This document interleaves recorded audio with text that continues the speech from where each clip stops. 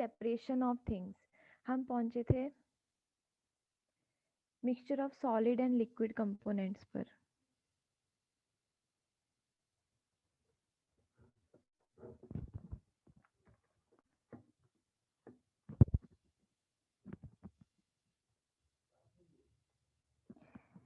तो mixture of solid and liquid component में सबसे पहला मेथड है सेडिमेंटेशन।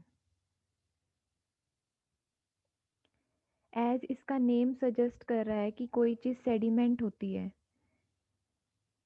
इसमें क्या होता है, in this method mixture of solid and liquid is kept still for some time. थोड़ी देर के लिए हम सॉलिड और लिक्विड का मिक्सचर रख देंगे और थोड़ी टाइम बाद हम ऑब्जर्व करेंगे कि जो हमारा सॉलिड कंपोनेंट है वो नीचे सेटल डाउन हो जाएगा और लिक्विड पोर्शन ऊपर रहेगा। जैसे हमारा मड और वाटर का मिक्सचर होता है। आप देखना कभी मड और वाटर जब हम थोड़ी देर के लिए उसको रहने देते हैं तो नीचे हमारी मड सेटल डाउन हो जाती है और ऊपर पानी रह जाता है। तो सेडिमेंटेशन के बाद नेक्स्ट प्रोसेस आता है डिकेंटेशन, दैट इज डिकेंटेशन। इस प्रोसेस में क्या होता है, ये जो सेडिमेंटेशन में हमारा वाटर रह जाता है हम इसको रिमूव कर देंगे और हमारे पास सिर्फ सॉलिड बच जाएगा। So in decantation, the liquid part after sedimentation is poured into another vessel without disturbing the solid part. This is known as decantation. Now the third method is filtration. ये बहुत common method है, सब use करते हैं। जैसे आप when we make tea, when we have to filter the tea leaves, but we okay which decantation or sedimentation I have to repeat. So again sedimentation. Sedimentation होता है कि in this method mixture of solid and liquid is kept still for some time, solid and liquid. After some time the solid part will settle down and liquid part will remain in the upper side. In decantation what we do is we remove this upper liquid part, remove the liquid part in other jar or you can say vessel, and हमारे पास सिर्फ एक solid portion रह जाएगा नीचे। उसको हम इस process को हम decantation बोलते हैं। Clear? Next is filtration. As the name suggest हम इसमें फिल्टर यूज करेंगे to separate our solution. In this method a filter is used. जैसे आप टी लीव्स को, हमें जैसे टी लीव्स रिमूव करनी हो तो हम क्या करते हैं, एक फिल्टर यूज करते हैं जिससे हमारी टी नीचे आ जाती है और लीव्स ऊपर रह जाते हैं। तो इस ऐसे प्रोसेस को हम क्या बोलते हैं, filtration. Then next method is evaporation, very common method. In this method you all know evaporation में क्या होता है, जो हमारा मिक्सचर होता है, suppose this is a mixture, liquid mixture, इसको हम क्या करेंगे, हीट करेंगे। When we heat this mixture on boiling, the liquid evaporates. So boiling करने पे हमारा जो लिक्विड पोर्शन होगा वो इवेपोरेट हो जाएगा and we are left only with the solid portion. यहाँ पे सिर्फ सॉलिड पोर्शन रह जाएगा एंड लिक्विड पोर्शन हमारा क्या हो जाएगा, इवेपोरेट कर जाएगा। इसका कॉमन एग्जाम्पल है making of salt from sea water. So ये क्वेश्चन पेपर में आता है कि which technique is use to make salt from sea water. So your answer is evaporation. Clear? Please note it down.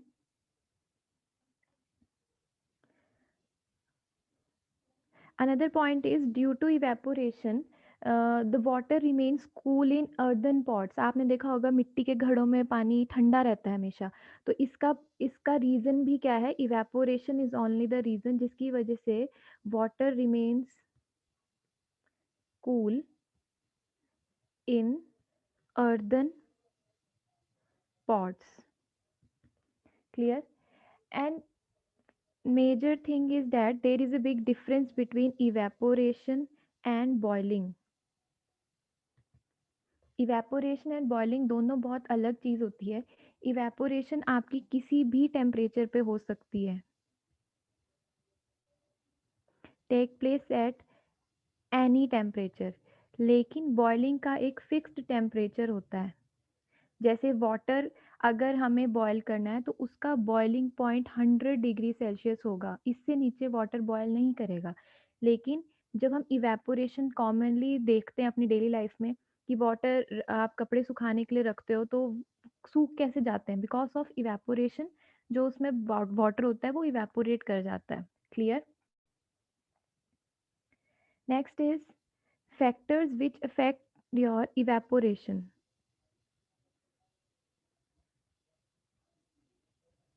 The first method is temperature.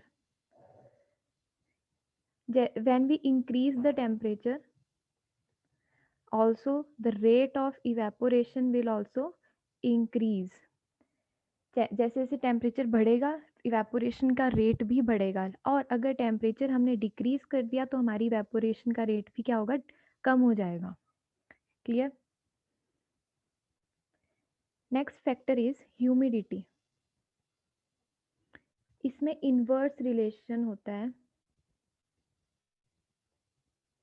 Inverse relation का मतलब है अगर humidity हमारी इंक्रीज हो रही है तो evaporation will decrease. There is a inverse relation. If humidity is increasing the rate of evaporation will decrease, और vice versa, if evaporation is increasing then humidity will decrease. Clear? Any doubt? Next factor is surface area. Surface area अगर ज़्यादा होगा then evaporation will also increase. मैं एक question पूछती हूँ, आप कपड़े सुखाते हो, देवन एक जगह बेडशीट है और एक जगह आपकी नॉर्मल शर्ट है, तो कौन सी चीज़ जल्दी इवेपोरेट होगी, कौन सी चीज़ जल्दी सूखेगी? एनीवन? नो, बेडशीट जल्दी सूखेगी। क्यों? क्योंकि इसका सरफेस एरिया ज़्यादा है।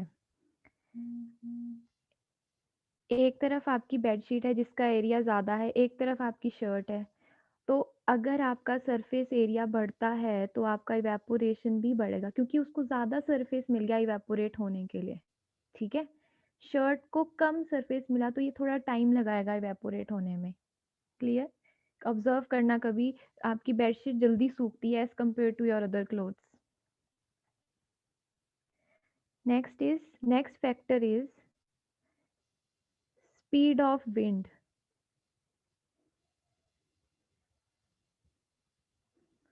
स्पीड ऑफ विंड अगर बढ़ेगी, अगर आपकी हवा ज़्यादा चल रही है तो ऑब्वियसली आपका इवेपोरेशन भी जल्दी होगा।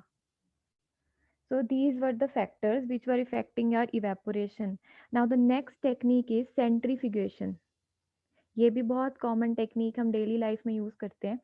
इन this method mixture is moved with high speed. आपका जो मिक्सचर होगा that is moved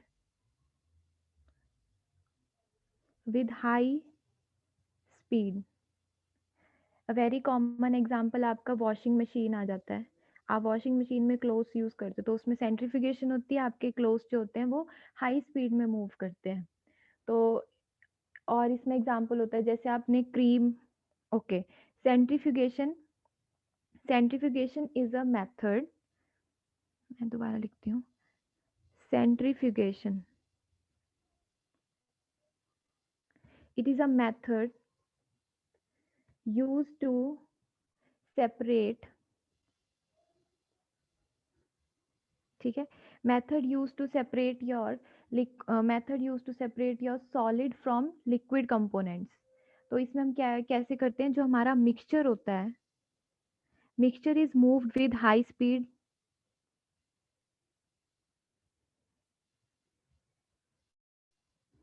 mixture is moved with high speed. ठीक है? और इसका कॉमन एग्जांपल आता है आपका common example is separation of cream from milk.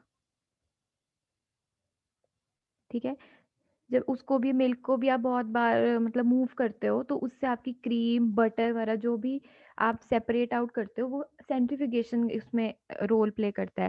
और सेकंड मेथड इसमें वॉशिंग मशीन में जो आप क्लोथ्स वॉश करते हो, अ, इसमें भी आप सेंट्रीफ्यूगेशन मेथड टेक्निक यूज होती है कि आपके जो क्लोथ्स होते हैं वो हाई स्पीड से मूव करते हैं। Now clear. Next method is distillation.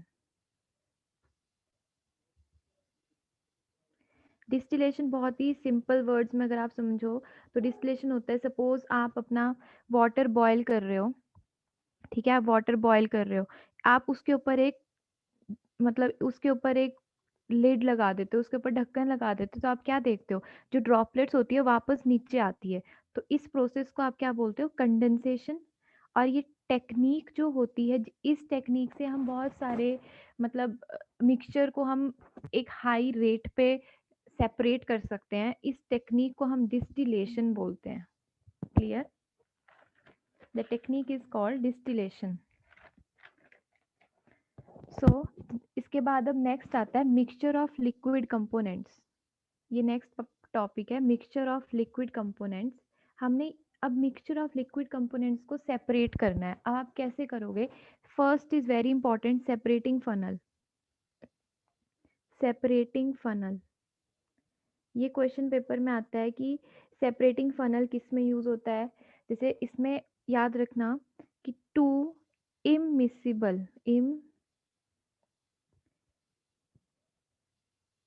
इममिसिबल liquids are separated by this technique. Two immiscible liquids are separated by this technique.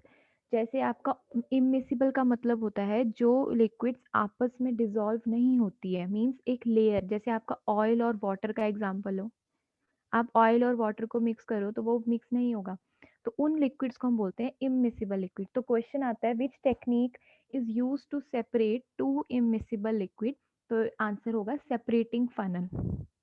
अब इसमें सेपरेटिंग मैं बता देती हूँ, सेपरेटिंग फनल कैसे होती है। Suppose this is your separating funnel, हम इसको लैब्स में यूज़ करते हैं। इसमें क्या होता है, जब हम इनकी सेपरेशन करते हैं, हम ऑयल और वाटर ले रहे हैं, हमने ऑयल और वाटर को आपस में से सेपरेट करना है, तो हम इसको मिक्स करेंगे इसमें, ठीक है, तो हम देखेंगे कि ऑयल ऊपर रह जाएगा और वाटर नीचे, और जब ये अलग अलग लेयर्स बन जाएगी उसके बाद हम वाटर को रिमूव कर देंगे and we are left with only oil. तो ये टेक्निक होती है to separate the mixture of liquid components. Clear. Now next is fractional distillation. Fractional distillation, ये टेक्निक हम यूज करते हैं टू सेपरेट सॉल्युबल लिक्विड्स। एक हमने पढ़ा टू पिछले वाला जिससे हम इमिसिबल को सेपरेट करते थे, अब है सॉल्युबल। सॉल्युबल मतलब आपस में पूरी तरह वो डिसॉल्व हुए हैं, उसको हम सेपरेट करते हैं किससे, फ्रैक्शनल डिस्टिलेशन से। एंड ये जो टेक्निक होता है ये डिपेंड करता है बॉइलिंग पॉइंट के ऊपर। This technique depends upon the boiling point of the liquids. ठीक, और इसका एग्जाम्पल है जो कि क्वेश्चन आता है, which technique is used to separate different components of crude oil। जैसे इसमें क्या क्या प्रेजेंट होता है, इसमें प्रेजेंट होता है आपका केरोसिन, ठीक है, पेट्रोल। तो हम किस टेक्निक से क्रूड ऑयल में से उसके कंपोनेंट्स को सेपरेट आउट करते हैं, फ्रैक्शनल डिस्टिलेशन। क्लियर, नोट कर लिया सभी ने। नाउ नेक्स्ट टॉपिक, अब नेक्स्ट टॉपिक है chemical properties of metals and non-metals. Now we will talk about chemical properties of metals and non-metals. अब जो हमारे मेटल होते हैं वो ऑक्साइड्स देते हैं, ठीक है, ऑक्साइड्स। मेटल की टेंडेंसी होती है इलेक्ट्रॉन को डोनेट करने की, इसमें बताती हूँ मैं। जो मेटल होता है, metal loves to donate electron, ऐसे याद रखना, metal loves to donate electron.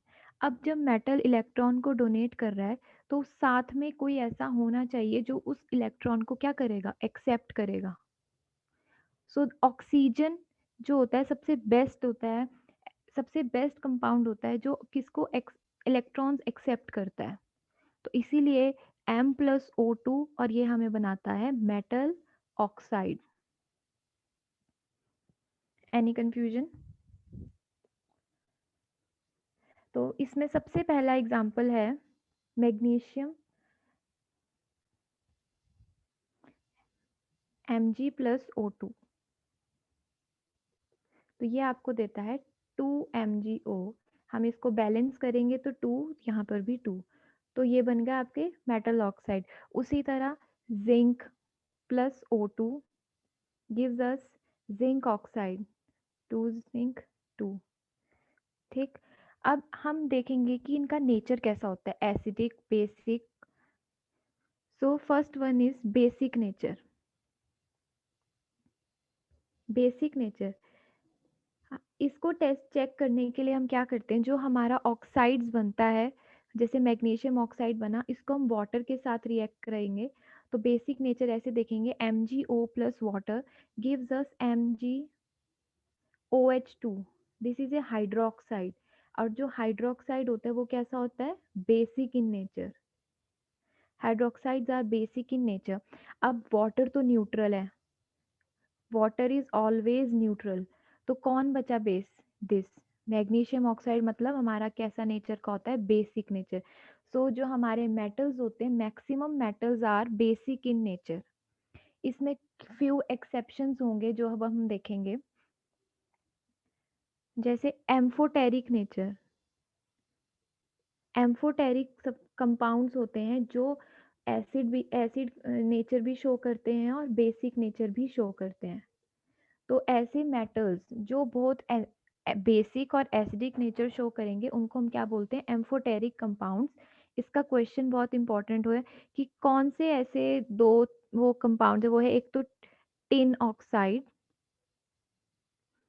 Zinc oxide, tin oxide, zinc oxide and aluminium oxide, minium oxide. These three compounds are amphoteric in nature, means they are amphoteric oxides.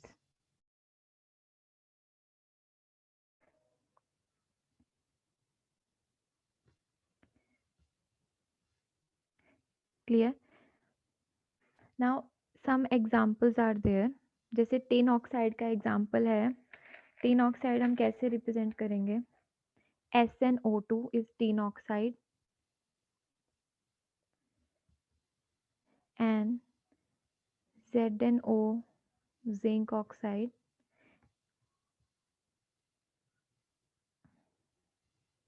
Al2O3 aluminium oxide। ठीक है, अब हम इसमें कुछ चीज़ें देखेंगे कि oxides का नेचर देखेंगे कि कौन, oxides nature. Next topic is oxides nature. Number 1, some oxides are soluble in water. ठीक है, कई ऑक्साइड जो होंगे सॉल्युबल होंगे वाटर में, while some are insoluble in water। पहले हम एग्जांपल देखेंगे सॉल्युबल इन वाटर का। अब हम बात करेंगे सोडियम और पोटेशियम। जैसे कि आपको पता है, why do we keep sodium and potassium in kerosene oils.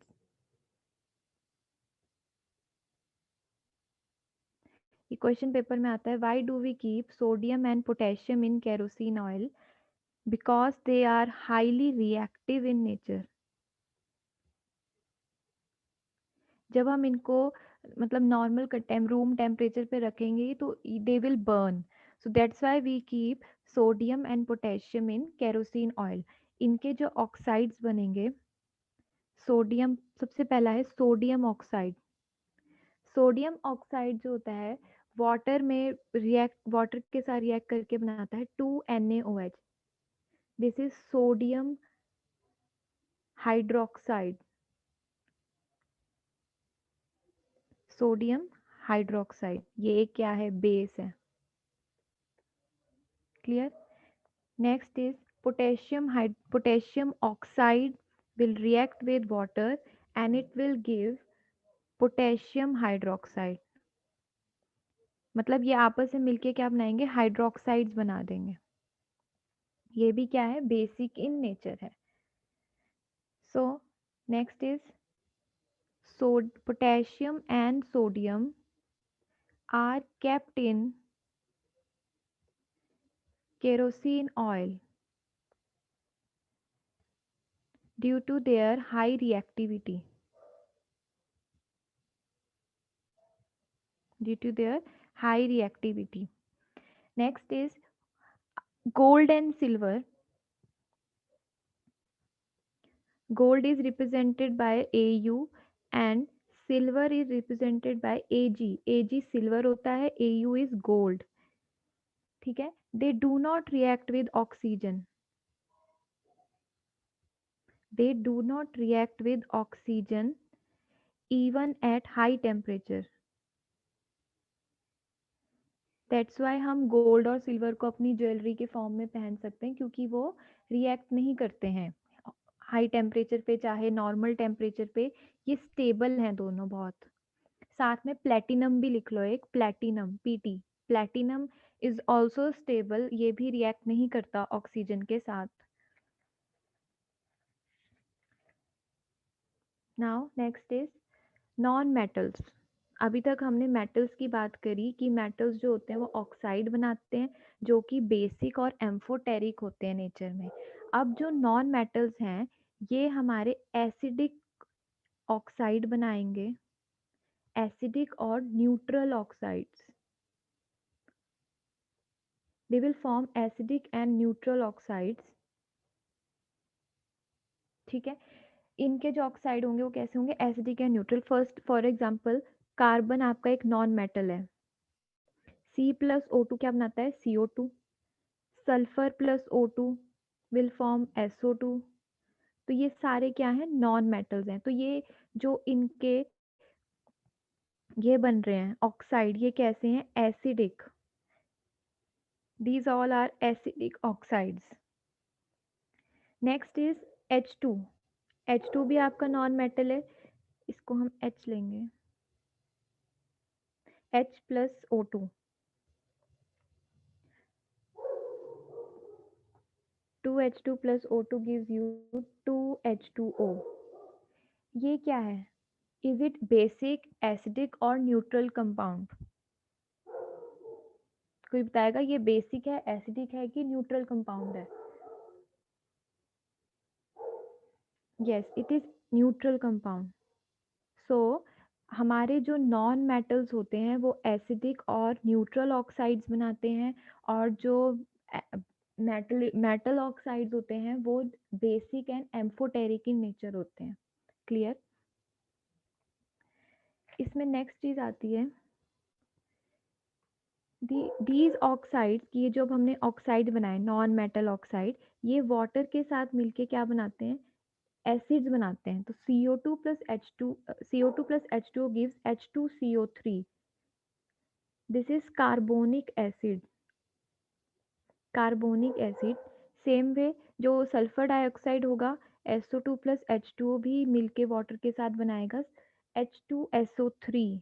This is sulphurous acid, sulphurous acid. SO2 plus H2O gives H2SO3, sulfurous acid। Clear. Non metals water के साथ मिलकर एसिड्स बनाते हैं। सेम वे जो मेटल्स होते हैं, अब हम मेटल्स की बात करेंगे, मेटल्स वाटर के साथ रिएक्ट करके क्या बनाएंगे, मेटल्स वाटर के साथ रिएक्ट करके सबसे पहले तो मेटेलिक हाइड्रोक्साइड बनाते हैं, metallic hydroxide, and hydrogen gas release करते हैं, and they release hydrogen gas. For example potassium is a metal, plus H2O, ये बैलेंस्ड केमिकल इक्वेशन है। इट गिव्स, आपको मिलेगा base 2KOH plus H2 plus energy release होती है इसमें।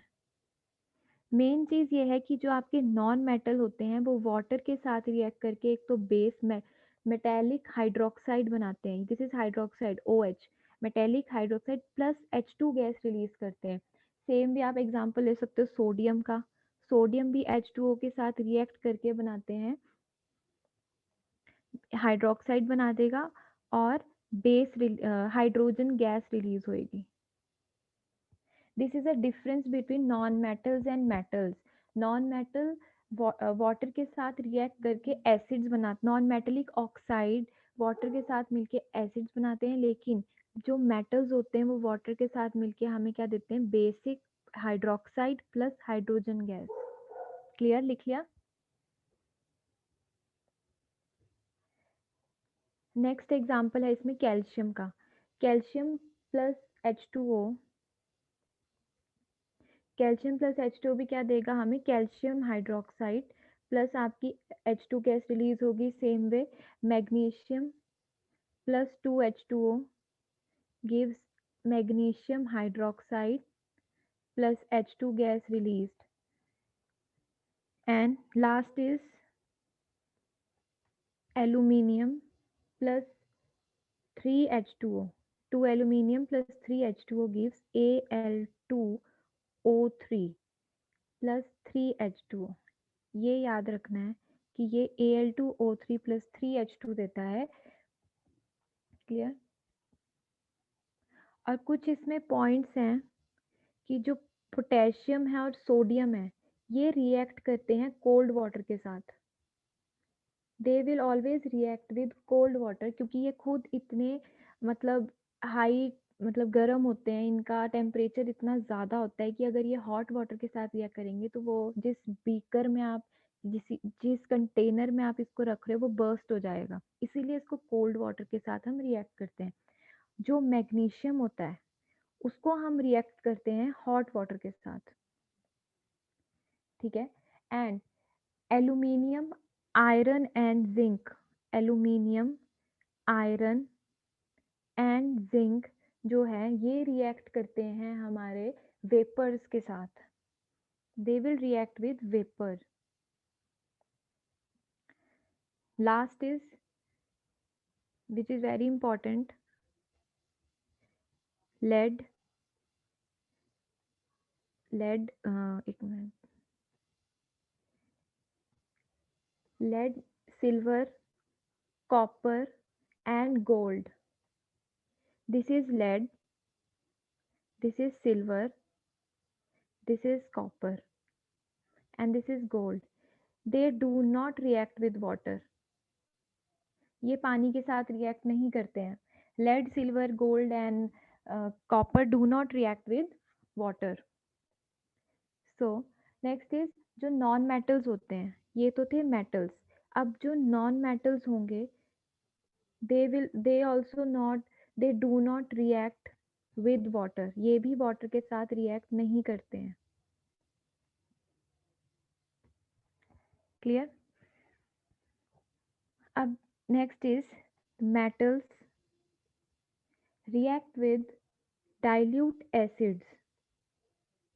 Metals react with dilute acid and form salt plus hydrogen gas. Metals react with dilute acid to form salt and hydrogen gas. For example, first example is sodium 2Na, ये है dilute acid, dilute होता है जिसमें concentration बहुत कम होगी acid की। Sodium plus HCl will give you sodium chloride, ये आपका सॉल्ट है, कॉमन सॉल्ट, प्लस हमारी क्या होगी, हाइड्रोजन गैस रिलीज होगी। Next is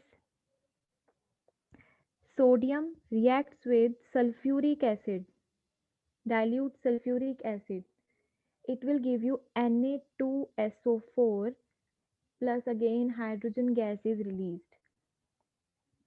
In the same way, next is magnesium plus 2HCl, वही reaction, MgCl2 बनेगा इसमें, प्लस हाइड्रोजन गैस रिलीज होगी। Next is 2 aluminium plus 6 HCl gives you 2AlCl3 plus again 3H2 gas is released. इसमें जो important question है वो आता है, हाइड्रोजन गैस की वजह से हमारे पास पॉप साउंड निकलती है। पॉप साउंड क्वेश्चन आता है, due to which gas the pop sound is due to which gas the pop sound is release because of hydrogen gas. Clear, ये क्वेश्चन आया है कि हाइड्रोजन पॉप साउंड किस gas की वजह से होती है, तो इसका आंसर है hydrogen gas. Next is copper. Copper does not react, copper does not react with dilute HCl and H2SO4। ये एसिड के साथ रिएक्ट नहीं करता है copper. Copper does not react with dilute acids. Then last is, कई ऐसे metals होते हैं, ज़रूरी नहीं है कि सारे मेटल्स आपके हाइड्रोजन गैस बनाएंगे। देयर आर सम मेटल्स जो कि हाइड्रोजन गैस नहीं बनाते हैं on reaction with dilute nitric acid. Sulphuric acid और HCl के साथ मेटल्स हाइड्रोजन गैस बनाएंगे, लेकिन डाइल्यूट नाइट्रिक एसिड के साथ हाइड्रोजन गैस वो बहुत कम बनाते हैं। So right, some metals do not form hydrogen gas on reaction with dilute nitric acid. Nitric acid is written as HNO3. Nitric acid के साथ नहीं बनाते। इसमें जो बनाते हैं उनका नाम है only magnesium Mg and manganese MANGANESC। Only magnesium and manganese है जो हाइड्रोजन गैस रिलीज करेंगे when reactive with dilute nitric acid. Clear, इसकी रिएक्शन है magnesium plus 2HNO3 gives you MgNO3। ये चीज यहाँ इसके साथ जाती है, MgNO3 का twice plus this 2H is H2 is released। तो सिर्फ मैग्नीशियम और सेम वे मैंगनीज की रिएक्शन भी ऐसी ही होगी कि हाइड्रोजन गैस इसमें रिलीज होती है। तो next is very important, aqua regia. What is aqua regia? इसका क्वेश्चन आता है कि एक्वा रीजिया क्या होता है। It is a mixture of concentrated HCl and HNO3 in the molar ratio that is 3:1, in the molar ratio 3:1। तो aqua regia का एक क्वेश्चन आता है, मुझे बता सकते हो कि वाई जो वो होते हैं, जैसे बोलते हैं ना गोल्ड को शाइन करने के लिए हम उसको, जो ज्वेलर्स होते हैं उसको किसी सॉल्यूशन में डालते हैं, तो वो कौन सा सॉल्यूशन है जिसमें जो ज्वेलर्स बोलते हैं कि आपकी गोल्ड जो है वो शाइन करेगा बिल्कुल? That is aqua regia. Aqua regia is used to dissolve, it is used to dissolve noble metals. Noble metals are those which do not react with anything and with oxygen, जैसे कि आपका गोल्ड हो गया, सिल्वर हो गया, platinum हो गया। So clear है। अब इसमें नेक्स्ट चीज आती है कि जो आपका रिएक्टेंट मेटल होगा वो रिएक्ट करेगा नॉन, मतलब वो रिप्लेस करेगा नॉन या फिर लो रिएक्टेंट मेटल को। जैसे हम एग्जांपल लेते हैं, CuSO4 है प्लस जिंक है, यहाँ पे ये रिएक्टेंट मेटल है और कॉपर जो है वो लो रिएक्टेंट है, मतलब इसकी जो रिएक्टिविटी है वो जिंक से कम है, तो जिंक इसको रिप्लेस कर देगा और खुद बन जाएगा zinc SO4। It will replace the copper and copper nickel जाएगा बाहर। तो जो reactant, the most reactant metal replaces the low reactant metal and forms the salt. Clear? Next is more reactant non metal. अब हम non metal की बात करें तो जो मोर रिएक्टेंट नॉन मेटल होगा वो रिप्लेस करेगा same less reactant non metal को, replaces the less reactant non metal and again form salt. More reactant non-metal replaces the less reactant non-metal and form salt. इसका एग्जाम्पल है 2NaBr। अब इसमें मुझे बताओ कि नॉन मेटल कौन सा है?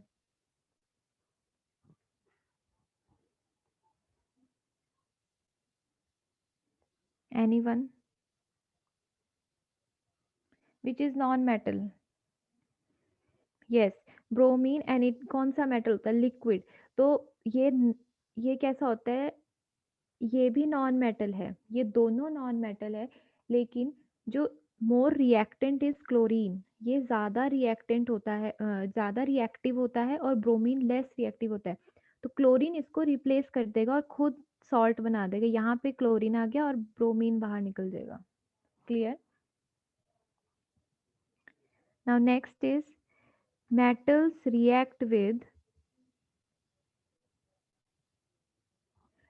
react with chlorine and form chloride। Metal chlorine के साथ रिएक्ट करके क्लोराइड बनाते हैं। कॉमन एग्जांपल है सॉल्ट आपका, that is 2Na plus Cl2 gives us 2NaCl। तो सोडियम क्या है? एक मेटल है, और ये क्या क्लोरीन के साथ रिएक्ट करके सॉल्ट बना रहा है। सेम वे आप मैग्नीशियम ले लो, मैग्नीशियम प्लस Cl2 भी क्या बनाएगा? MgCl2। Next is copper plus Cl2 forms copper chloride. ये कॉपर है, ये मैग्नीशियम है। सेम वे अब नॉन मेटल्स भी रिएक्ट करते हैं क्लोरीन के साथ। तो non metals also react with chlorine and form chloride. जैसे नॉन मेटल है H2, hydrogen is your non metal, it reacts with chlorine और हमारा क्या बनता है? 2HCl। What is this HCl? So this is an hydrochloric acid. ये एक acid होता है। तो मतलब जो हमारे नॉन मेटल होते हैं वो भी क्लोरीन के साथ रिएक्ट करके कंपाउंड्स फॉर्म करते हैं। Last is non next is some metals react with hydrogen. अब नेक्स्ट प्रॉपर्टी आती है कि जो मेटल्स होते हैं वो हाइड्रोजन के साथ रिएक्ट करके हाइड्राइड्स फॉर्म करते हैं। They form hydride. For example sodium plus H2, 2Na plus H2 will give you 2NaH, जिसमें हाइड्रोजन बाद में होगा, नेगेटिव फॉर्म में होता है, उसको हम हाइड्राइड बोलते हैं। वैसे हाइड्रोजन आपने देखा होगा HCl है, हाइड्रोजन पॉजिटिव स्टेट में है, ये तो एसिड है। जब हाइड्रोजन बाद में होगा इसको हम हाइड्राइड बोलेंगे। कुछ एक्सेप्शंस भी इसमें होते हैं जो हम अभी देखेंगे। Example second, calcium plus hydrogen gives you calcium hydride. Next is non-metals. अब non-metals भी हाइड्रोजन के साथ रिएक्ट